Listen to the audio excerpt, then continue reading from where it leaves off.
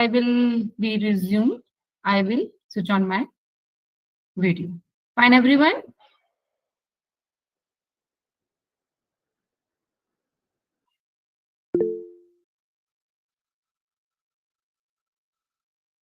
Okay, so I am starting with today's topic.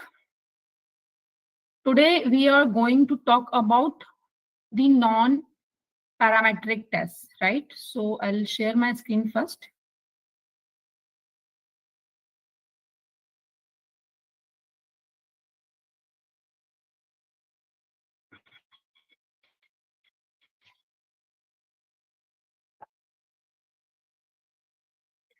Okay.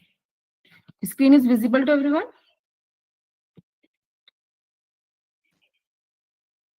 Yes, ma'am. Yes, ma'am. Yes, thank you. Okay. So day 3, we are starting with the non-parametric test, right? So first of all, we need to understand the concept. Finally, right. Okay. So we need to understand the concept of, firstly, the non-parametric test. So I start with the statistics. I think every one of you is knowing when we talk about the statistics. Statistics is generally data collection, means it starts from data collection. Then we are going for the data cleaning. We are organizing the data properly. We are presenting the data. We are analyzing the data, right? And then after analyzing whatever output we are getting, we are trying to interpret that. This is all about the statistics. We can divide statistics broadly into the two categories. The first one is the descriptive statistics. Second one is the inferential statistics. Descriptive statistics, I already talked about yesterday when we are talking about the normality. In that case, we have applied descriptive statistics. We have seen under the descriptive statistics, anyone who can tell me what do you understand by term descriptive statistics? Before giving my thought on this, anyone who can tell?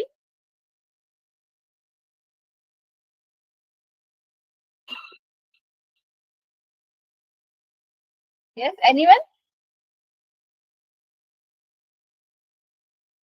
I hope I'm audible clearly. Yes, ma'am. Okay. So anyone who can tell me what do you understand by term descriptive statistics? Because this is the first thing after cleaning of the data which we are performing on the data. Anyone?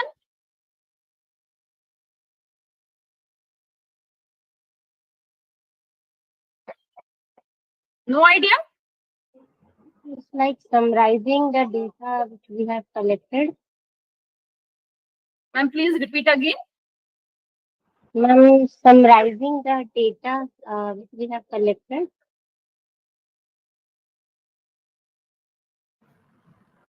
Ma'am, describing the data.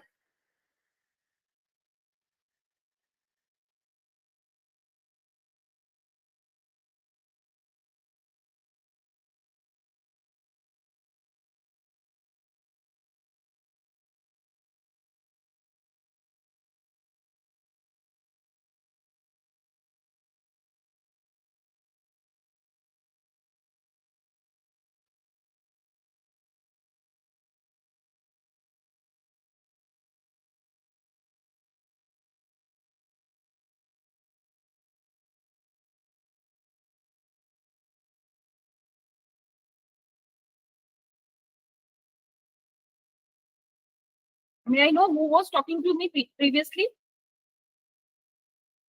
Ma'am, describing data, I was telling. Okay, Vasundhara ma'am said. Fine. Yes, ma'am. Yes. Thank you so much. Yes, thank you, Vasundhara ma'am. Yes, ma'am is very correct. When we talk about the descriptive statistics, the meaning is very simple. We want to describe, we want to summarize our data, right? Is known as descriptive statistics. So under descriptive statistics, what methods we can keep, or using which methods, using which measures we can get the summary of the data? Yes.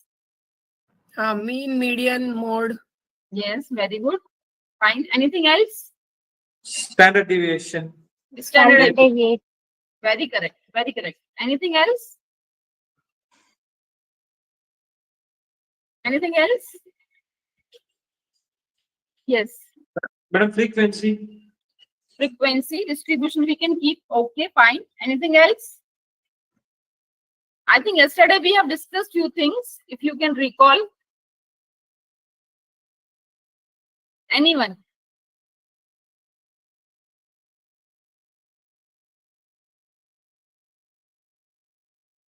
Okay, so I say, okay, I'll start with discussing the descriptive statistics. We can say descriptive statistics is a way of summarizing the data, right? If we are having a large data set, in that case, looking at the data, we cannot make any inferences from the data, right? So better is to go for summarizing of the data. So there are various measures which we can use to summarize the data. Among them, there is measures of central tendency. I think Vasundhara ma'am said there is mean, median, and mode. Using these three, we can get the central point of the data, right? Apart from that, there are measures of dispersion known as standard deviation and variance. So using these two, we can get the scatteredness, that how much variation is available in the data.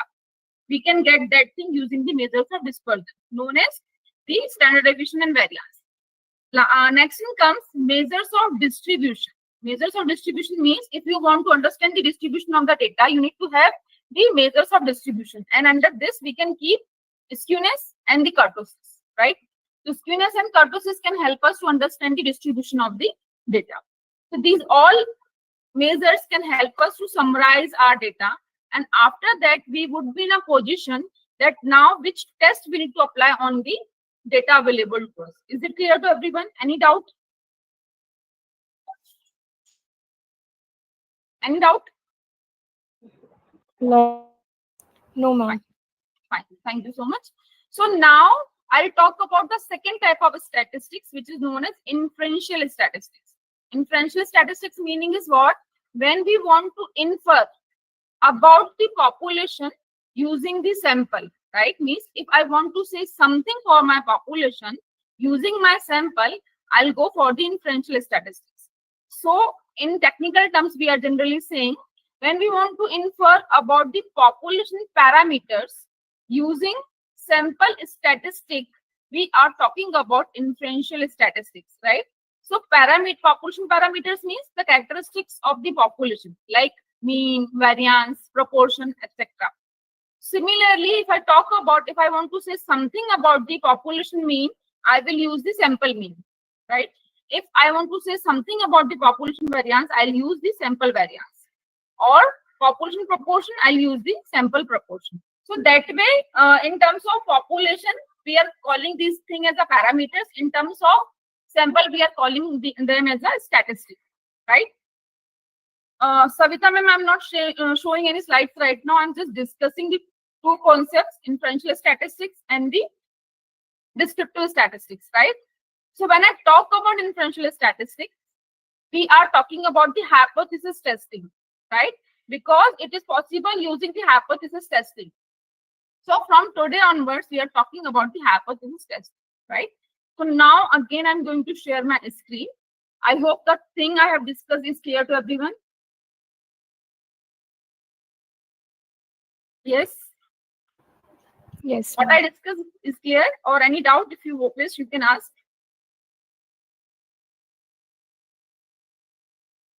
Shall I proceed in that case? Yes, ma'am. Yeah. Thank you, ma'am. So now you can see, I hope my screen is visible to everyone now.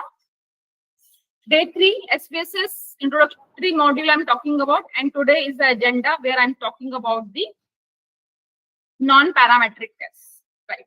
So when I talk about inferential statistics, that is hypothesis testing. So to test a hypothesis, we can use two types of tests. That is parametric test and the non-parametric test. Today is a day when I talk about the non-parametric test, right?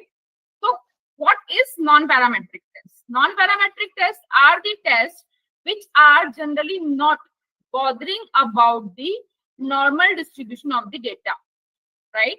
That means when we are talking about the categorical data, I think yesterday itself, when I was talking about the normality concept, I said this thing.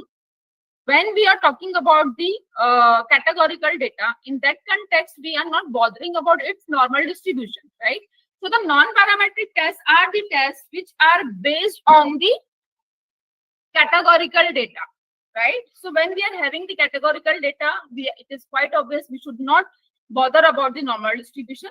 And if we want to see some kind of relationship, association among the variables, we are talking about the non-parametric tests. So when we are talking about the association in the categorical variables, we are talking about non-parametric tests. So question comes when to use non-parametric tests. So first thing I already told you, when you are having the categorical data, that is, data should be on the ordinal scale or on the nominal scale, right? Apart from that, generally the sample sizes of the groups are unequal in case of non-parametric tests, right? So in that case, you can use chi-square test. And one more thing, generally for non-parametric tests, we are requiring a sufficient large sample size, right? So these are the requirement of the non-parametric tests.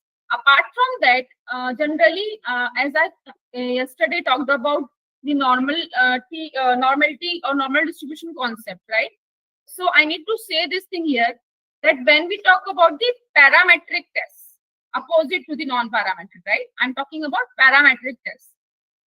So in that case, generally there are one common assumptions in all types of statistical tests. That is, the data should be normally distributed, right? Parametric test, right? But what if your data is not normally distributed? So in that case, it is suggested you can go and apply the non-parametric test, right? So again, I'm repeating, when your data is not following the assumptions of parametric tests, in that case, a researcher or an analyst can move or can switch from parametric test to the non-parametric test category. I hope it is clear.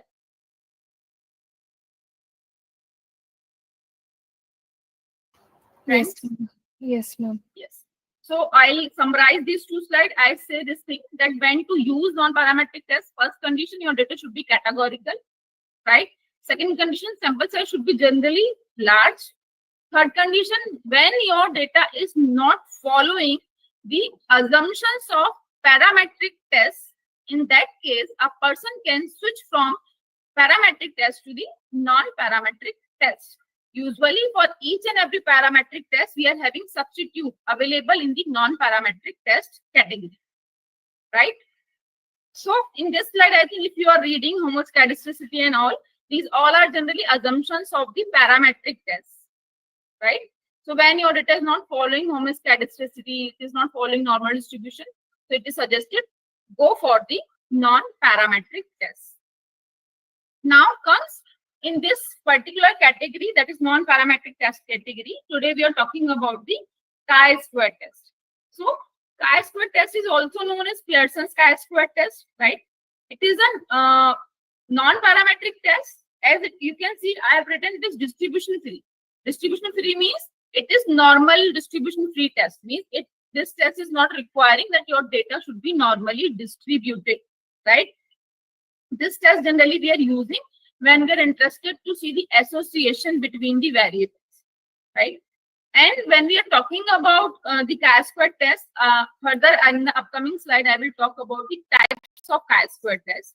So generally, what we are expecting the comparison in the expected and the observed count, right? So what is observed count? What is expected count? I think I'll explain the concept in the upcoming slides.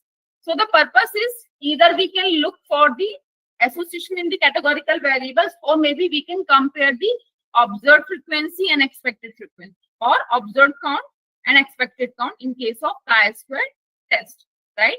So how to formulate hypothesis and all, we will discuss in upcoming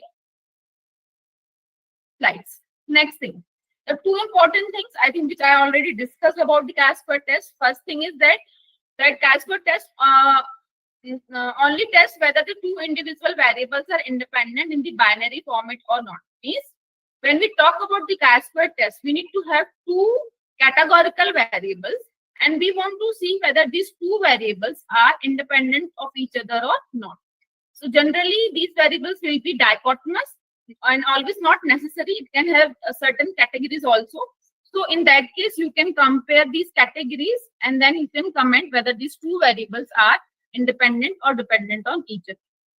Next thing is, generally when we talk about the parametric test, so there the variable which we are taking, the variable will be having certain values. But in case of chi-square test, as we are dealing with the categorical variable, so in categorical variables, there will be the categories, right? So we can count the categories. So we will be having frequencies and counts in case of chi-square test, and rather than having the values. For example, if suppose I am saying the interest, political interest is independent of gender, right? So whether the person is male or female, it is nothing to do with the political interest. Or political interest has nothing to do with the gender of a person. This is the better way of saying this, right? So in that case, you can see this thing. If I'm saying this, so both the variables are the categorical variable. Gender, I can say there will be male and female. So I can only count how many of the male, how many of the females. I cannot assign any value to male and female, right? Similarly, if I'm talking about the political interest, whether the people are interested in politics or not, so there can be yes and no. So again, interest can be in terms of yes and no. So again, I can count how many of people are saying yes, how many people are saying no. So this way, when we are talking about the categorical data, we can only count the things. There will be no specific value of the variable. I hope it is able, and I'm able to justify this slide. Clear to everyone?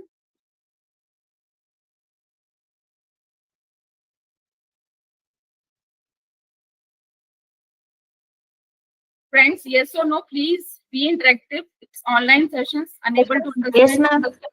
Fine. But I had a small doubt, ma'am.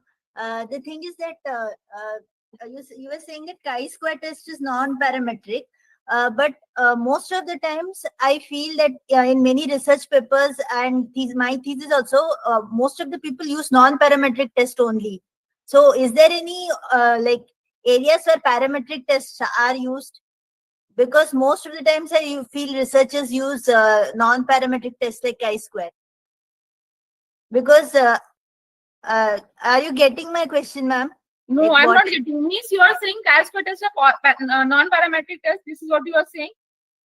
What I'm saying is that chi-square test is a test which is most widely used, I feel. Yes. Do people even use parametric tests? That is my question. Because most of the places I have seen them using chi-square test for association. So that's my question. Test is for association only, ma'am. I told you there are two varieties in chi-square test which we are seeing in the upcoming slides. So as I said initially also, when I think I was talking about the previous slide, you can see here, it is written here, test of association between the variables. Yes, yes. Variables will be categorical in nature and not the numeric variables. And I have explained this thing in this slide that I said this thing. For example, I have given you an example. There is any association in the political interest and the gender. These are the two variables, right? So gender is a nominal scale variable. I can only say gender can be classified into the two categories, male and female. So I can only count how many of the people are male, how many of the people are female. I cannot assign any value to male and female. So that means the gender is a kind of categorical variable. Apart from that, second variable in this example, I said political interest means whether you are having an interest in politics or not. So it can be yes or no, or maybe also. Getting me? So that way you can say there are the people, if you are saying people are saying yes for they have interest in the politics. So you can say how many of them are having the interest, how many of them are not having any interest. So you can segregate them. So there are again categories. So in that case, I want to find the association whether the political interest is any association with the gender, or whether gender is playing any role in deciding the political interest of the people.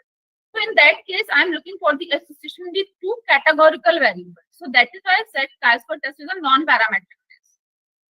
I hope it is clear. Okay, ma'am. Yes, ma'am. Still any doubt? No, ma'am. Okay. Fine. So as again, I'm repeating this thing when we are talking about the chi-square test, when we are treating chi-square test as a non-parametric test. So instead of taking the value, means we are not measuring the variable here. We are only counting the categories of that variable. So that is why chi-square is generally here is for the categorical variable, right? I cannot measure gender, male and female. I cannot measure interest. Even I am only taking terms of yes and no. So I am not measuring interest. I'm just saying how many of them are interested in politics, how many of them are not interested in politics. Yes or no? So I'm just taking a count of how many of them are interested, how many of them are not interested. Is it clear, ma'am? Yes, ma'am. It's clear, ma'am. Fine. So I'll move to the next slide now. Now, the most important thing, we can categorize chi-square test into two parts. First one is goodness of fit test. Goodness of fit test is a test where we are having only single categorical variable.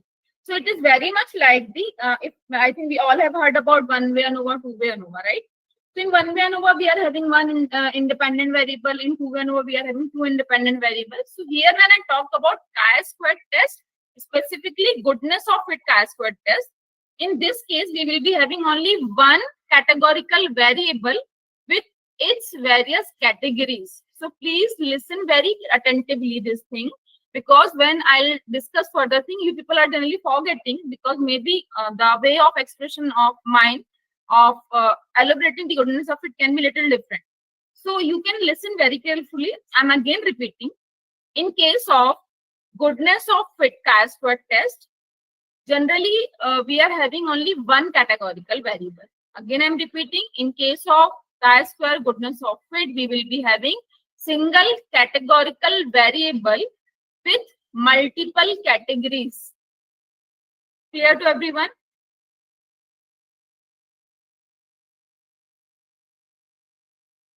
Is it clear to everyone? Yes, ma'am.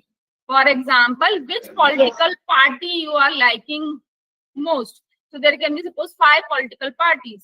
So the people, according to their interest, can give the their interest, or they can express which party they are liking more.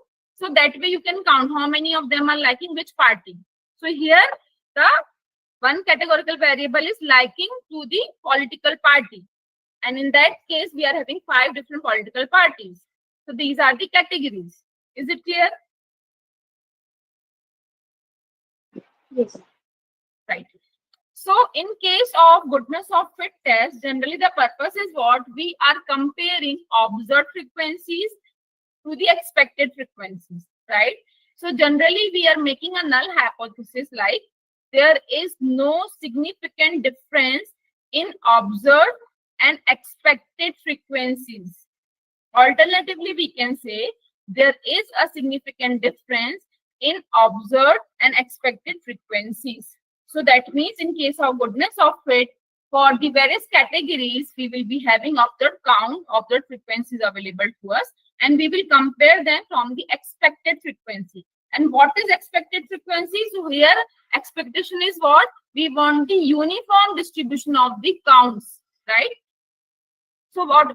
So here in case of chi-square goodness of fit, we are looking for the uniform distribution of the frequencies throughout all the categories. That means the frequency should be almost similar for all the categories of the categorical variable. This is the meaning of chi-square goodness of fit test. Is it clear?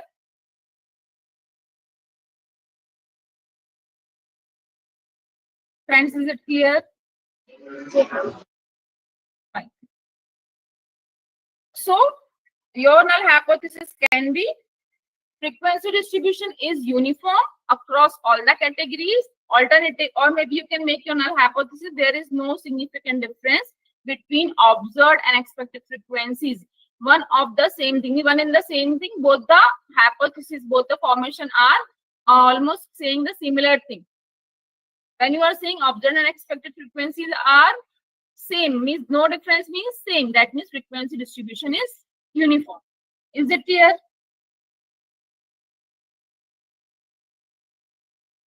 Yes. Shall I proceed? Yes, ma'am. Yes.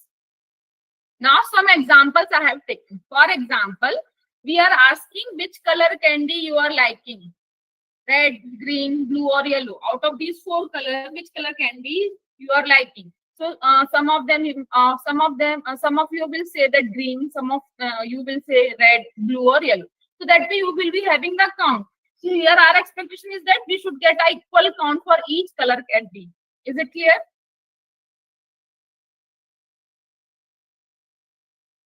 I hope you are getting me, and I am my pace is okay. Are you able to get me?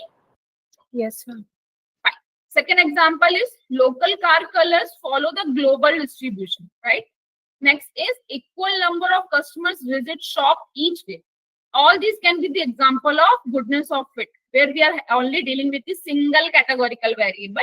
Maybe we will be having multiple categories for that categorical variable. Okay, fine, everyone. Yes, ma'am. Fine. If it is clear, I'll move to the next slide now. That is second way of or second type of chi-square test. This test is known as test of association, right? So the second type of chi-square test is known as test of association or independence of attributes. In some books, we can find it as independence of attributes. In some books, can be test of association.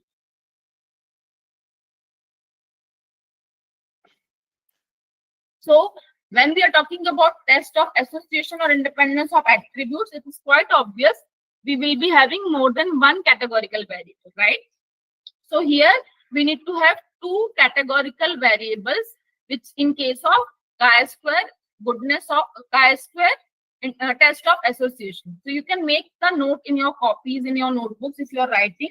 In case of chi-square test of association, we need to have two categorical variables. And generally, two categorical variables we are treating as the independent variables.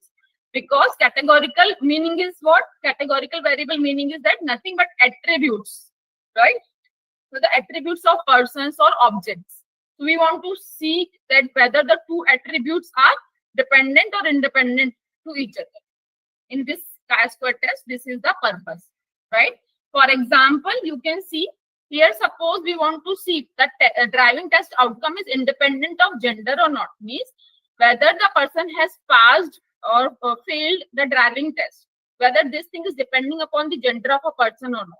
So that way you can say driving test outcome is your one variable and gender is your other variable, and both the variables are categorical here, right? Is it clear? I hope.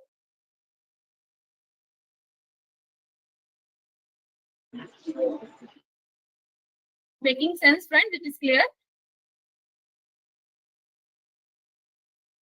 Yes, ma'am.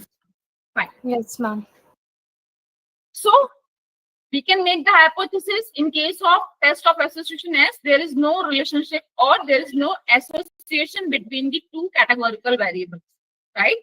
Or two categorical variables are independent of each other. This is the null hypothesis in case of test of association, right?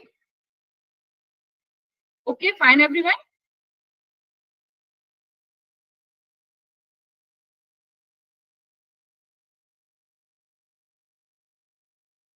Fine. Yes, May I ma'am. proceed? Yes, ma'am. Yes, ma'am. Yeah, thank you, everyone. Now you can see I have tried to take one question here, and that question is worded into the three different formats, right? You can see in the first format I have written, suppose we want to measure whether there is an association between ownership of car and family type, right? This question can be reframed as whether ownership of car is related to family type. Other way of writing this question is ownership, whether ownership of car is dependent on family type. So when you are reading all three statements one by one or questions one by one, you would be able to understand meaning of all three is similar, same. I hope you can read this and can get the meaning. Is it clear, everyone?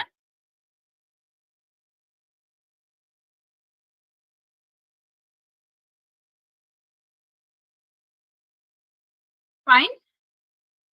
Yes, ma'am. Right.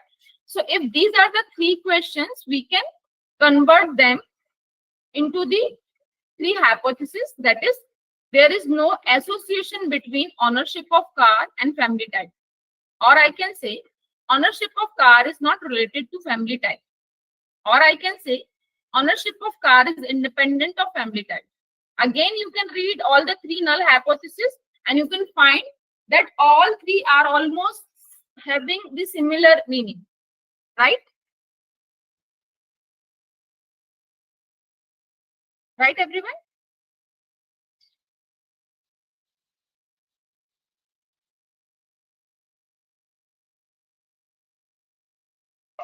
Yes, ma'am. Fine. So I'm proceeding to the next slide. Now, in case of chi-square test, I already told you here we are talking about the frequencies and we are having the categorical data, that is your variable should be either nominal scale variable or ordinal scale variable, right? And we want to see generally the relationship or association between the two categorical variables. Now coming the most important part of chi-square test, that is assumptions of chi-square test, right? So here you can see these assumptions I have taken from the study of Weinberg and the Abramowitz. This is the study which was published in 2000. According to the study or according to the article, you can see the first assumption is individual observation should be independent of each other. Means it is quite obvious. Means if I want to simplify the first assumption, I can say this thing. From the one person or only one, the particular person should be only counted once. This way you can maintain this assumption, right? Second assumption says expected cell frequencies should not be too small. That means expected cell count should not be less than 5 in more than 20% of the cells, right? So I think this is the second assumption, and these are the two assumptions of the chi-square test. So I think I'll explain you all these once we will apply these things. So looking at the data, I think you can understand these things better. Now next comes the most important part of chi-square test of association. That means second kind of chi-square test. There is a term comes as contingency table. Contingency table is nothing but it is a two-way table, which is the cross tabulation of the variable, right? So as we are having the two categorical variable in case of the chi-square test of association, so you can keep one categorical variable in the row, other categorical variable in the column, and that way in the combination of these two variables you will be having the count, and this arrangement of the data is known as contingency table, right? So frequency distribution we are keeping in combination of both the categorical variables, and this arrangement is known as contingency table. So this is an example of contingency table. Suppose we have surveyed 200 families, right? And we have taken their opinion on the car ownership, whether they are having the car or not. So you can see we have divided them into the two categories. First is the joint family and second one is the nuclear family. And then we are asking whether you are having car or not. So out of 100 joint family, 34 are saying they are owning the car and 66 are saying they are not owning the car. Similarly, out of 100 families of a nuclear type family, 55 are owning the car, 45 are not owning the car, right? So that way, this is the count. You can see this is the total column wise for both the categories, and similarly row wise total for both the categories. So this arrangement of data is known as contingency table. So you can see one categorical variable, car ownership, along with its categories we have taken in the column. Second categorical variable along with its categories we have taken in the row, and then we are having total column wise and row wise. So this particular arrangement is known as contingency table. I hope clear to everyone. Friends, pace is okay. Are you able to get me, or I am a little faster? Pace is okay. Pace is okay. Pace is okay. Pace is okay. Fine. Thank you. So may I proceed to the next slide? Yes, ma'am. Fine. Now I'm showing you the formula. Although in all type of the test which we are going to discuss in this particular FDP, I'll show you the formula because what I have learned is you always need to know the concepts, right? So here I'm showing you the concept of chi-square test. Concept of chi-square test is based on this particular formula, which says this is the symbol which we are reading as chi-square. So chi-square is equals to summation of O minus E square divided by E. In some books you can find in place of O it is FO, in place of E it is FE. One in the same thing. Meaning is observed frequencies and expected frequency, right? So the difference of observed and expected frequency and its square. This will be divided by the expected frequency, and then you can take the summation of this. This will give you the value of chi-square test. Now, as we have discussed two varieties of chi-square test, so observed count we will be having in both the cases. That means observed frequency we will be having in case of goodness of it also, and in case of test of association also. Whatever data is available to us is known as observed data, right? Using that data, you need to count or you need to calculate the expected count, right? So in the first case, that is goodness of fit, the expected count formula is based on total observations divided by number of observations. Or maybe you can make it very simpler. Expected count is nothing but it is the average of your observed count is known as expected count in case of goodness of fit, right? So this particular formula we are using in case of goodness of fit. In case of test of association or independence of attributes, for getting the value of E is what? Expected count. We are getting the formula as RT multiplied by CT divided by GT. So RT is a row total, CT is a column total, GT is a grand total. So you can see, if I talk about for joint category, if I'm talking about, this is the row total, right? For this is the count column total, and grand total is this 200. Likewise, although we do not need to calculate all these things manually, but at least you need to know how to get all these things, right? Software will do everything for us. We do not need to bother about these calculations, manual calculations. So I think I can skip this thing. Only I need to show you here. There are two types of thumb rules. I think I have already talked about the first one yesterday when we are talking about this Shapirovitz's test. I told you the hypothesis, and then I told you looking at the p value, that is significant value, we can decide whether we are rejecting or accepting the null hypothesis. That rule is based on the p value, significant value. Second rule is based on the calculated and the critical value, right? Although as we are not using Excel or not, we are not doing the manual calculations, so I do not need to talk about it. So I think I can skip this. Maybe it can create confusions among you people. So that is why I'm not discussing the second thumb rule of deciding acceptance and rejection of your null hypothesis, right? So this is I'm skipping.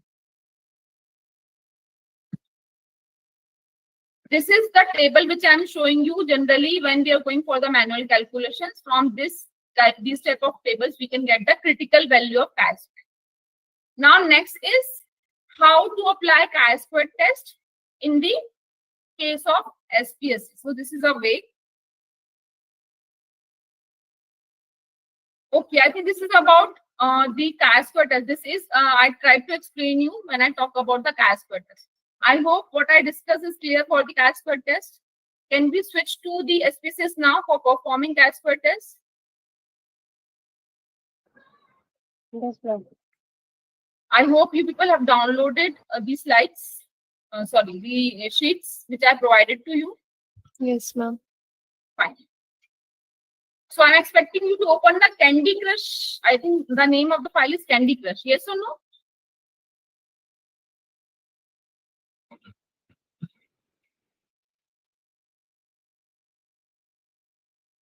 Yes. I think this is the file I have provided to you. Yes or no?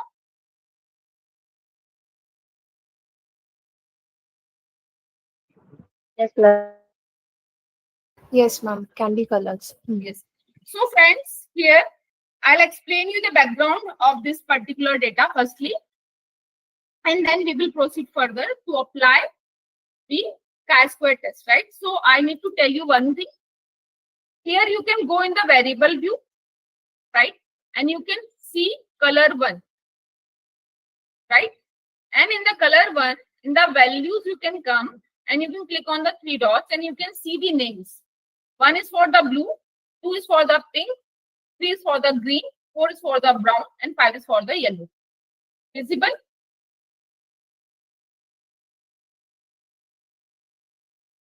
Yes, friends? Yes, ma'am. Fine. So that means here we are taking the choices of the color preferences from the people, which color they are liking most. This is the background, right? And that way you can see in the data view, once you will scroll down, you can see up to 25th row, we are having one. That means 25 of the people are saying they are liking the blue color, right? Then next 20 are liking the pink color. Then next 20 are liking the green color, right? Next 15 are liking the brown color, and last 20 are liking the yellow color. This is the meaning. Clear to everyone? Friends? Yes, ma'am. Fine. So now, as we do not need to check the assumptions, only one thing is that first assumption was, suppose I have taken a single preference from the each person. So that way first assumption is met. Second assumption you can check in the output of the chi-square test, right? So now how to perform the goodness of fit test, I'm telling you that. If you wish to note down the steps, you can note down. You need to go to the analyze, then non-parametric tests, then legacy dialogues and the chi-square. Repeating again, analyze, non-parametric tests, legacy dialogues and chi-square. Done, everyone?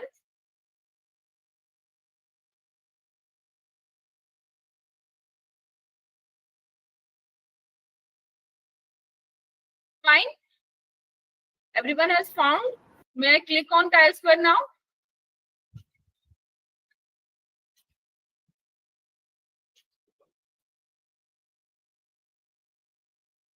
Friends, say yes or no. Yes, ma'am. Okay. So I'm clicking on this. A dialog box will appear like this. I hope you are also getting the same kind of dialog box.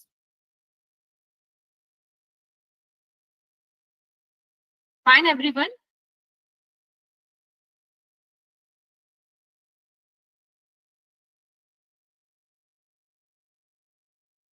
May I proceed? Yes, ma'am. Fine.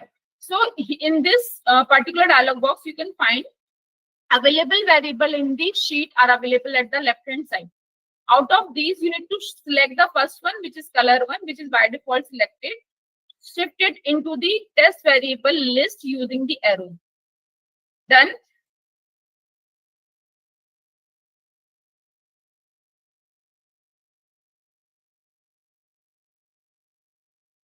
Done, everyone? Yes, ma'am. After this, nothing you need to do, but still I need to explain you the lower section, what this section is saying to us. So here I'm talking about the left lower section where you can read expected range is written. So expected range, first, generally, if you will see, by default option is get from the data, right? And the second option is use specified range. Means if you want to give the expected range for your variable, you can go and select the second option, use specified range. And here you can define lower and the upper value.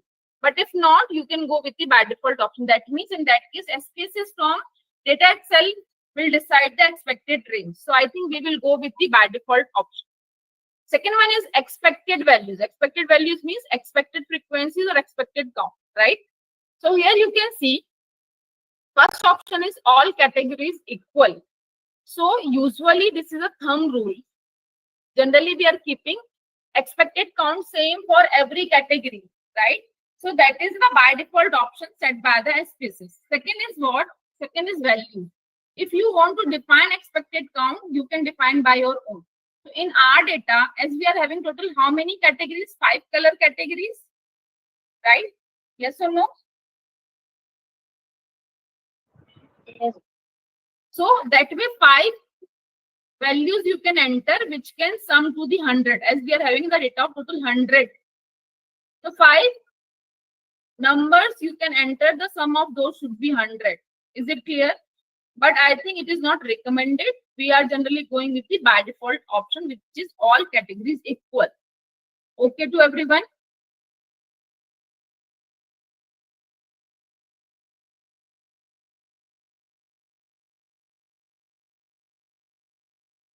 Everyone fine? Yes, ma'am. Yeah.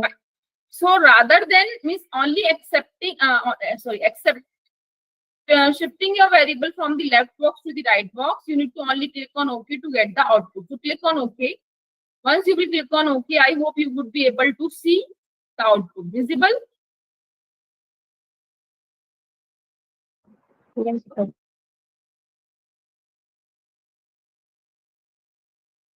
Fine. Now you can see the first table is telling you we are having, I think we have read this in the data only, we have decided, we have count this thing that there are 25 people who are liking the blue, 20 are liking the pink, 20 are liking the green, 15 are liking the blue, brown, and 20 are liking the yellow color. Expected count, as we have said, all categories equal. So you can find it is coming as 20, 20, 20. That is 100 divided by, categories are 5. 100 divided by 5, it is 20 throughout. This is what we are expecting. This count, this preference count should be same for all the categories. Now we want to see whether there is any difference in these two or not. So for the purpose, chi-square value is coming as 2.500. The degrees of freedom is coming as 5. Visible to everyone?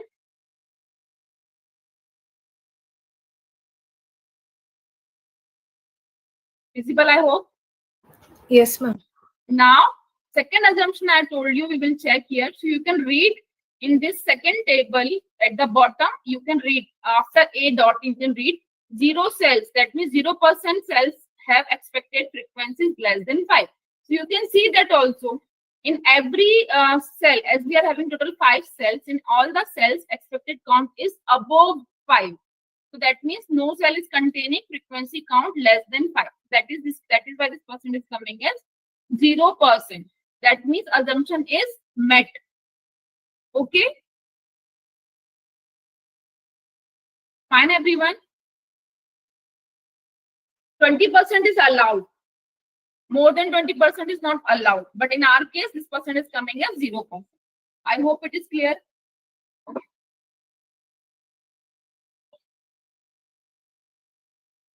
Friends, please say something. It is little difficult to understand whether you are getting me or not.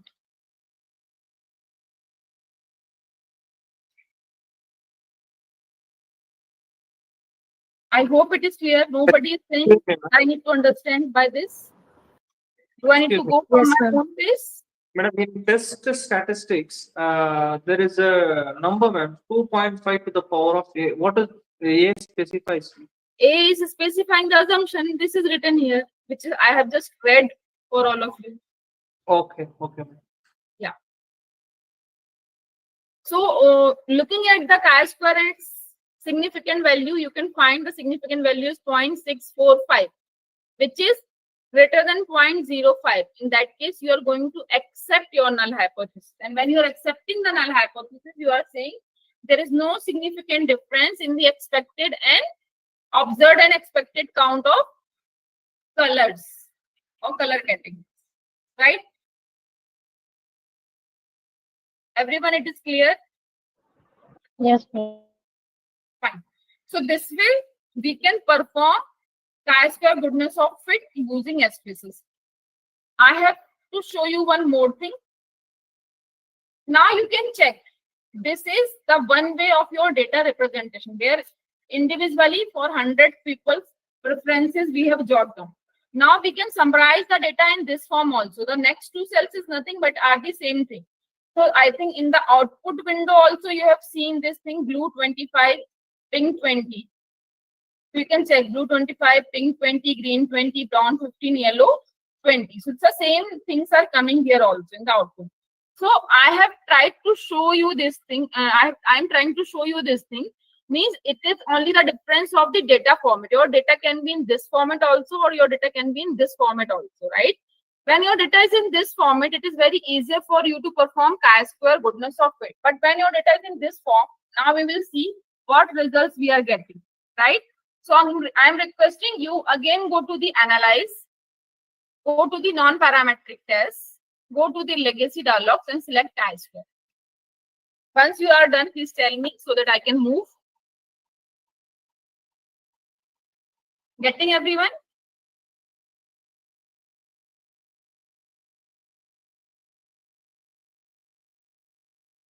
Shall I go ahead?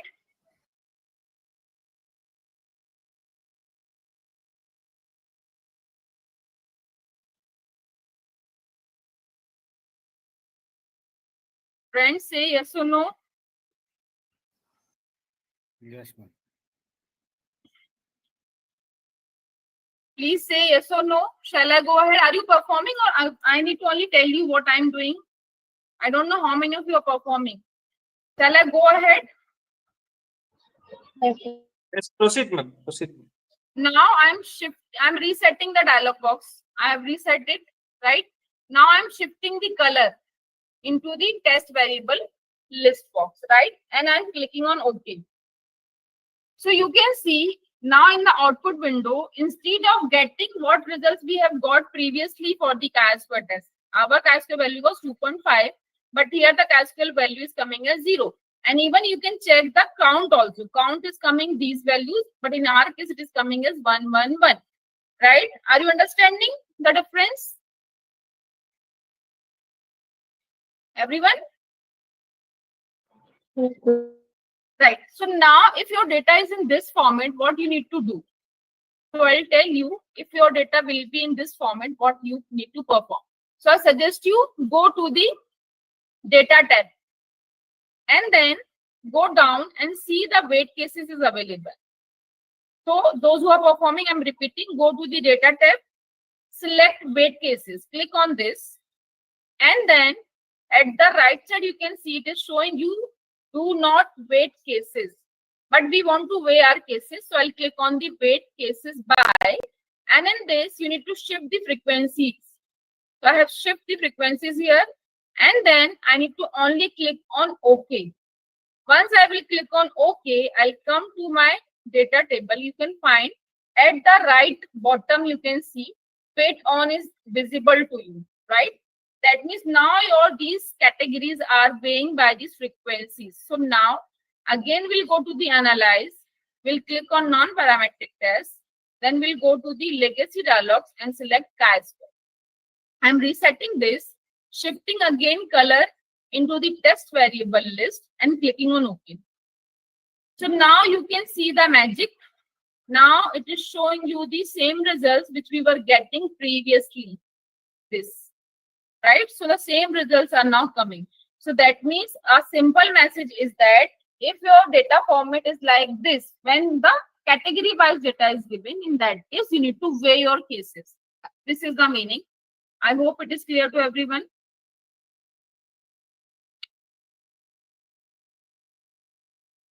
Yes. Yes, ma'am. Yes. Fine. Fine. So this was the first type of chi-square test. Now I will move for the second type of chi-square test. For that, I'm opening the second sheet which I provided to you, named as Education Dog Owner. In this particular sheet, you can find we are having variables named as gender, pet ownership label, and the education, right? In the variable view, I'll go and I'll check. When I talk about gender, you can check here. There are two categories, male and female, 1 and 2, right?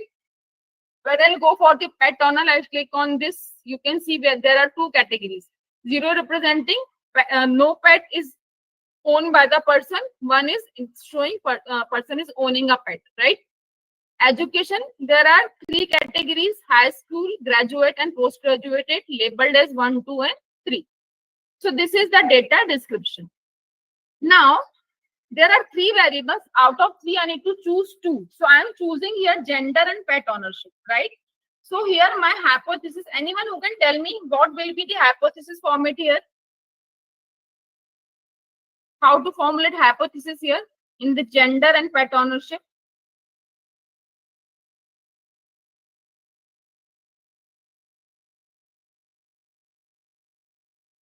Anyone?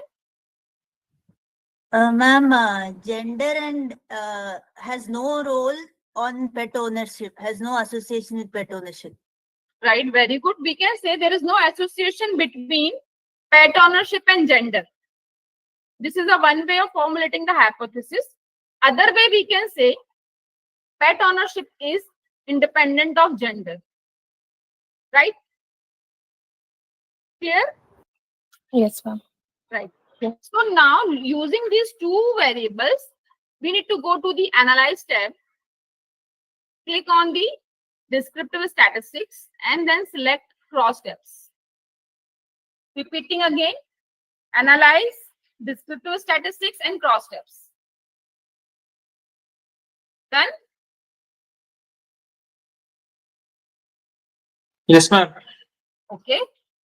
Once I'm doing selecting this, a dialog box is appearing in which you can see it is asking you all the variables are listed at the left hand side. I need to shift. Suppose I'm keeping gender into the row and pet ownership into the column, as I need to create a cross tabulation. This is one thing. Apart from this, click on the statistics button. And here you need to select CAST. And then click on continue. I hope everyone has done this. Those who are performing, those who are noting down, I hope it is fine. I'll click on continue and then go and click on the cells. Here at the extreme right, you can find under the count, observed is selected. Select expected also. As we need to see the assumption, we need to check the assumption, right? So I'm selecting the expected also. And then I'll click on continue. Done. Only this is you need to do here. I hope it is done, friend. May I click on OK? Yes. Yes. May I click on OK? Yes, ma'am. Fine. So you can find here, we have got the output. So I'll explain you the output first. First table is the case processing summary, which is saying in context to the gender and pet ownership, in this combination, we are having total 20 observations available. Nothing is the missing value, so total is coming as 20. Next is the cross tabulation, which can help you to talk about the second assumption of the chi-square test. So here you can see, if I talk about, as we have kept gender in the row, so male and female, two categories are there. Count meaning is this is the observed frequencies and this is expected frequency, right? So you can check expected count is 6.5, 3.5, 6.5 and 3.5, right? Bottom table is the chi-square table. Before going and talking about the chi-square test, at the bottom you can come and see after 8 is written, 2 cells, that is 50% have expected count less than 5. And if you can recall, assumption is permitting you up to 20%, it is fine, but it is exceeding the percent. As you can see, expected count is 6.5, which is greater than 5. 3.5 is less than 5.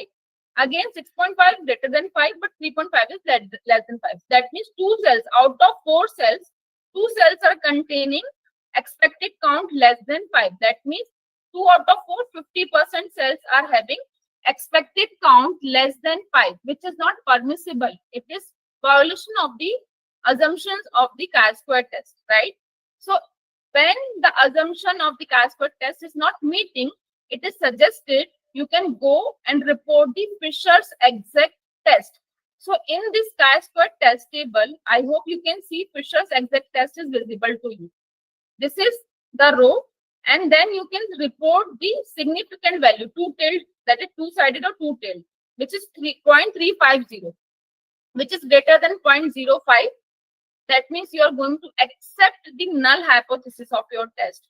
So null hypothesis will say that there is no association between the pet ownership and the gender. Means there is no role played by the gender in deciding whether the person will own a pet or not. Is it clear? Any doubt?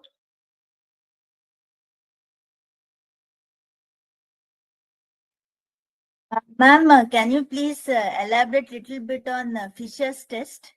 Sorry?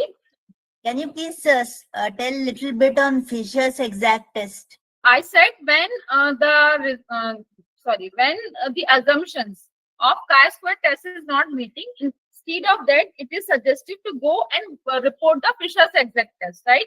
So Fisher's exact test is the substitute of the chi-square test, But in which case you need to report? You need to report in the case when the assumptions of chi-square test is not meeting. So generally, when you're applying the chi-square test using the SPSS, so when your table or when your variable or when your this cross tabulation table is 2 by 2 table, in that case, Fisher exact test will be given directly by the SPSS. But in when the matrix is not 2 by 2, 2 by 2 meaning is, as you can find, we are having 2 categories for pet ownership, 2 categories for gender. So the matrix will be 2 by 2. But if any of the categorical variable will having any other, means maybe having one more extra category or 2 extra categories, in that case the matrix size will be something else, 2 by 3, 2 by 4, something like that. In that case, chi-square test or the SPSS will not provide you the Fisher's exact test value directly. In that case, you need to select Fisher's exact test. So my suggestion is that I think I have given you one more variable in the sheet named as education. So if you are performing, you please select pet ownership and education. Now you need to check whether the education is playing any role in deciding the pet ownership or not, right? So I'm suggesting you, now you people please apply the chi-square test by your own in these 2 variables, and then tell me whether are you getting the exact test or not. If not, then I'll tell you how to get it. Fine, everyone? I think, I don't know. Yes, ma'am. Yeah, I don't know how many of you are performing. Can you tell me how many of you are performing out of almost 32 people? Yes. I'm performing it. Okay, Dhanush sir is performing. Thank you, sir. Who else?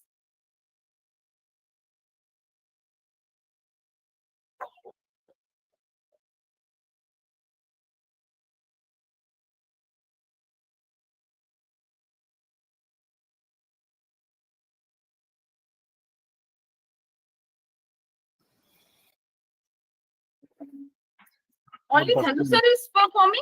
No other one is performing? I'm performing, ma'am. Performing, okay. Anand sir is also performing. Thank you, sir. Mhm. So you two are performing. I'm very happy. Please perform and tell me what the things you are getting in your output window.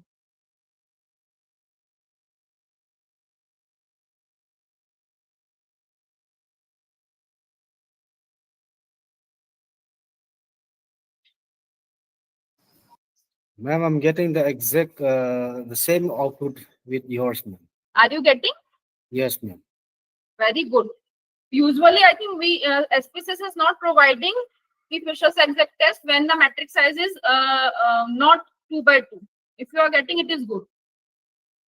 Otherwise, I need to tell you what you need to do. If you are not getting, I'll tell you. Say, for example, I'll go with this.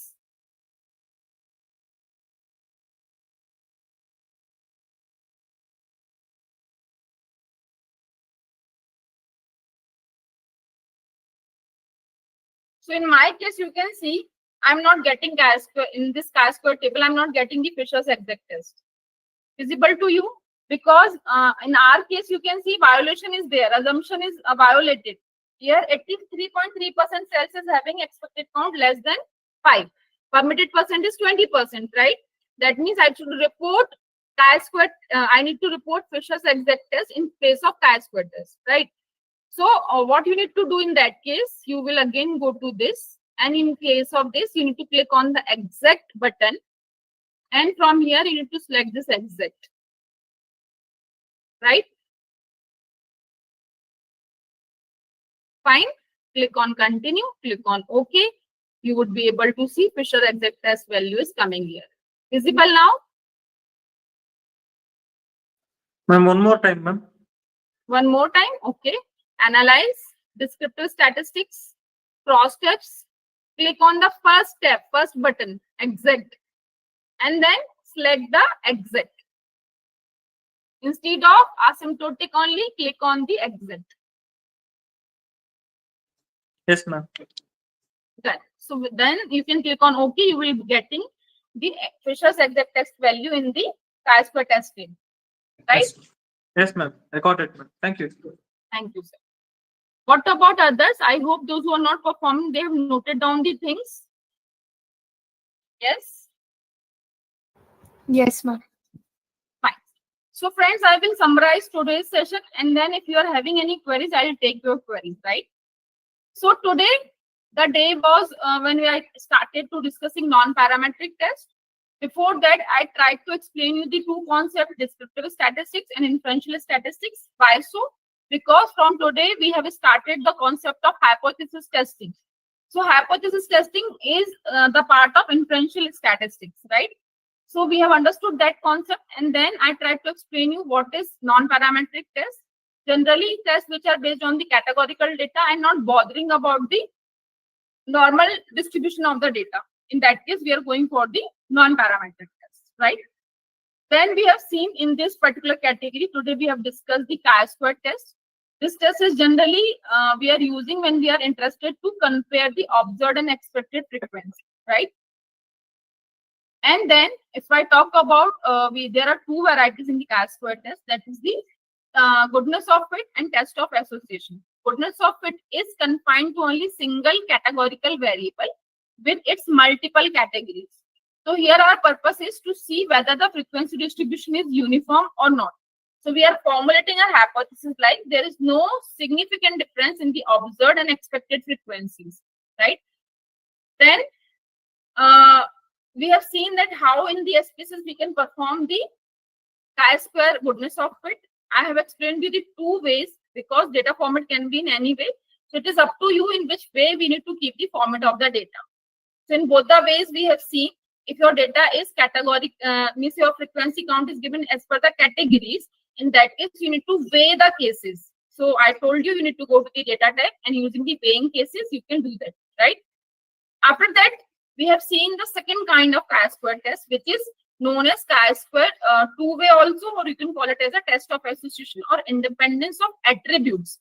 So here we are comparing the two independent attributes. We want to see whether the two attributes are associated or not, or whether they are independent of each other. In that case, I explained you the concept of cross-tabulation, which is very imperative. Although manually we do not need to do anything, softwares will do everything for us. We need to only understand that what is the meaning of the contingency table. So it is cross-tabulation of your both the categorical data. In that way, the frequency distribution will be given. Then we have seen the hypothesis formulation in case of test of association or independence of attributes. Generally, we are saying there is no association between the two categorical variables, or you can say one independent variable is, or maybe one categorical variable is independent of other categorical variables, right? And then using SPSS, we have seen how to perform chi-square test, but I think I need to mention this thing. The most important assumption of the chi-square test is you need to see if in 20% of the cells expected count is less than 5, it is okay. But if this percent exceeds from the 20%, in that case, assumption is violated by your data. And in that case, you need to go and report the Fisher's exact test, right? And if you want to, that you should all, means if you wish, you need to report chi-square test. In that case, how you can maintain this particular assumption. So in that case, you need to see, you should have the large sample size. If sample size will be large, in that case, violation will, chances of this assumption will be very, very less, right? So this way, this was whole about the chi-square test under the non-parametric test category today from my side. Now the platform is open for questions and answers. If you are having any, please ask. Yes, I'm waiting for your questions. If you are having any, please ask.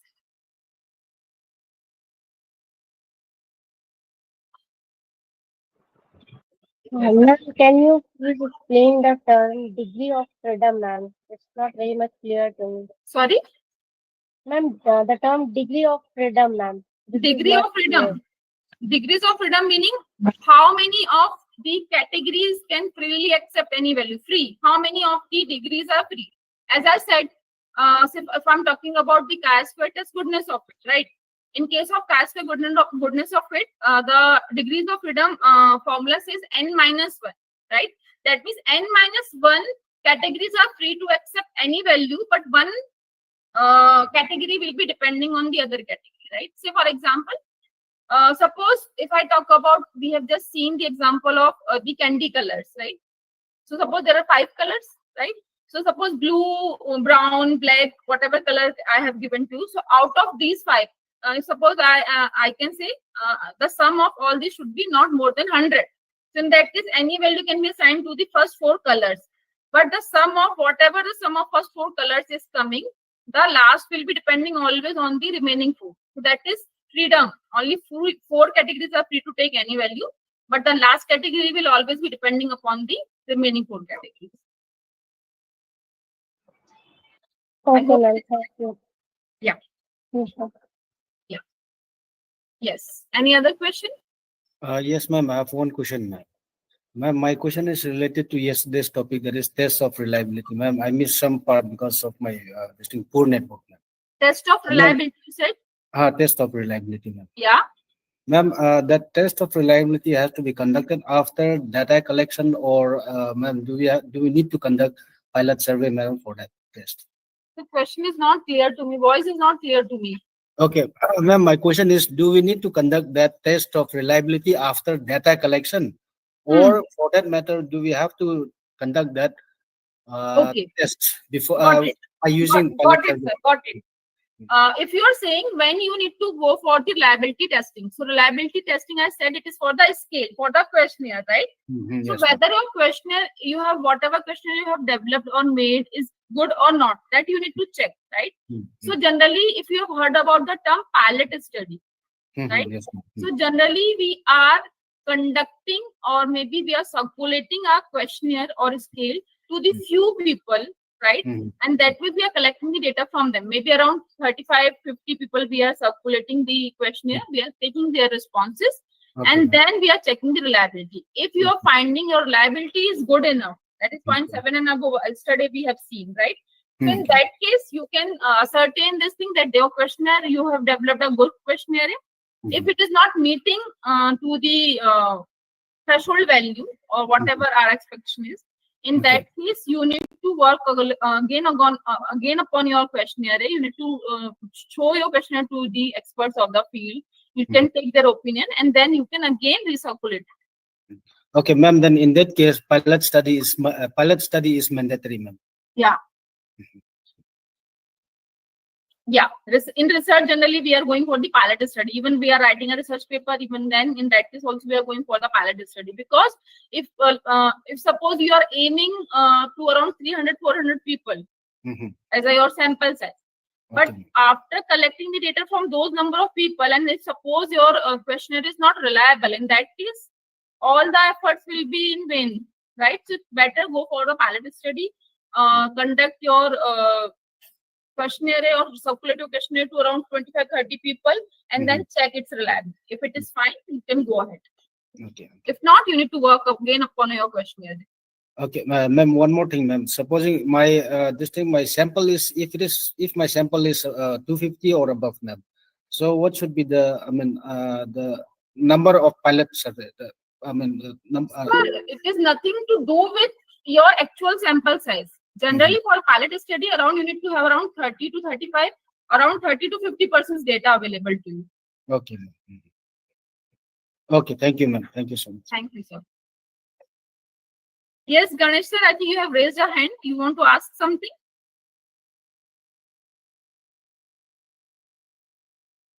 Okay. Any other question?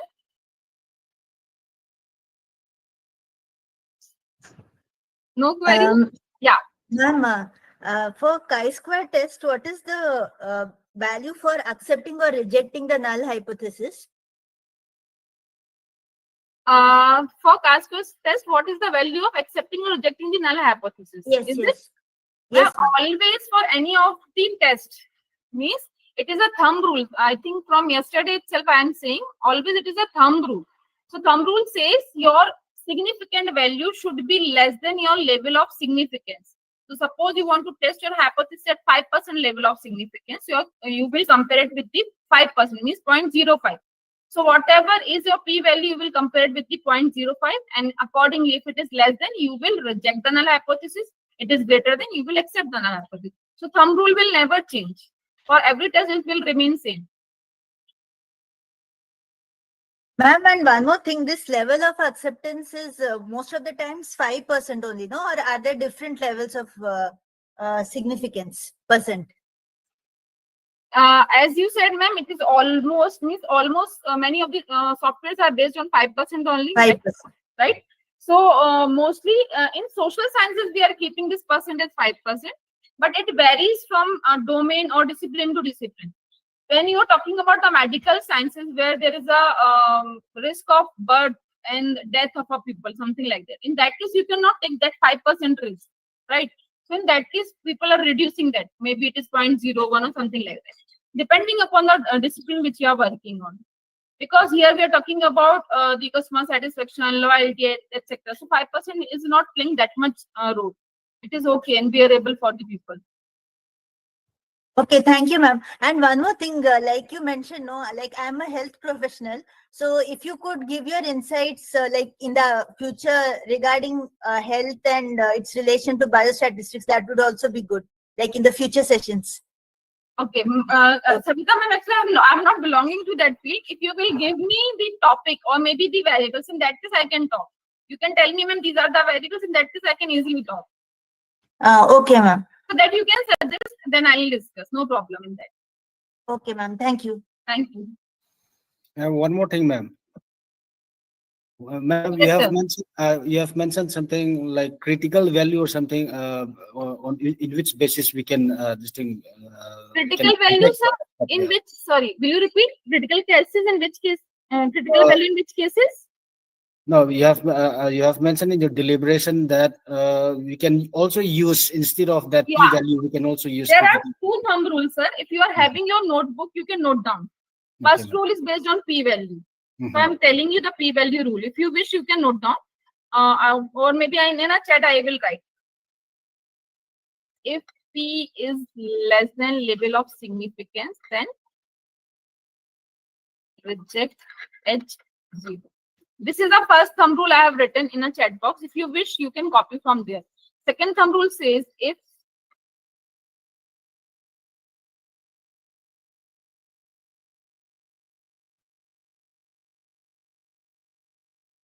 value is less than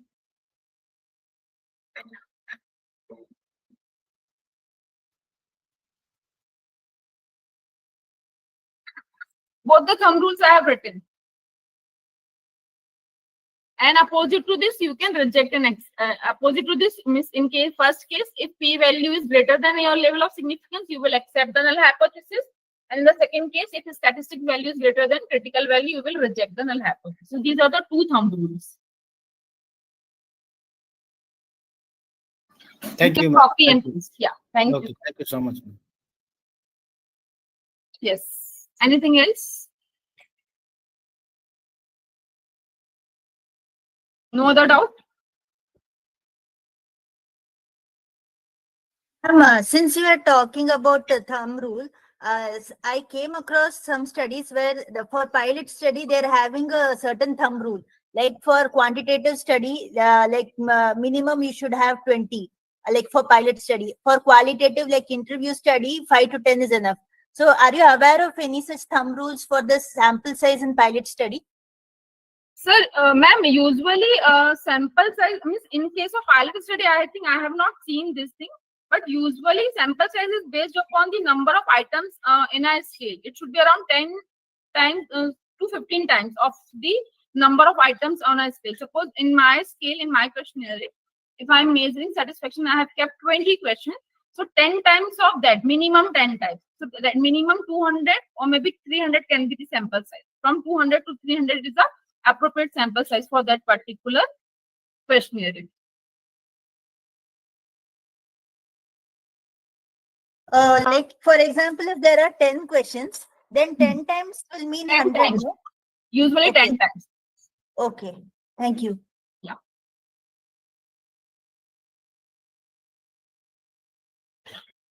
Yes. Anything else?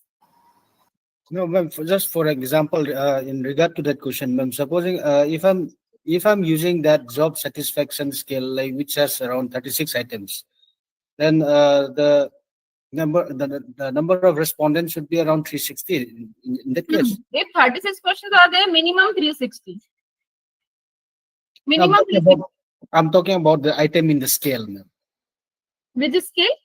And item in the scale, supposing the job satisfaction scale, which is very How many items are there? 36. 36. So that is what I said. Minimum 360 should be the sample size. Minimum. More than that is fine. It will give you good results.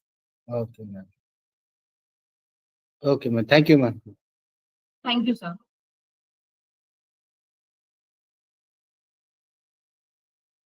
Okay. Anything else? Fine. So take care, everyone. We are meeting tomorrow at the same time, 5:30, and discussing the next concept, right? This is all from my side. If we are not having any queries, we can call off the meeting for the day. Fine. Thank you. Okay, thank you, ma'am. Thank you. Thank So you, we- ma'am. Yeah, thank you, everyone. Thank you, ma'am. Yoga Thank you, sir, ma'am. we are done for the day. Thank you, ma'am. Yogi sir, we are done for the day.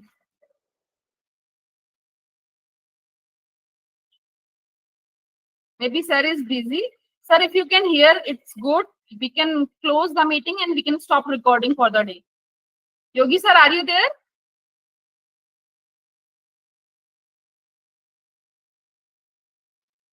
Yogi sir, are you there? Fine. Okay, friends, I think we can leave. Good night, everyone.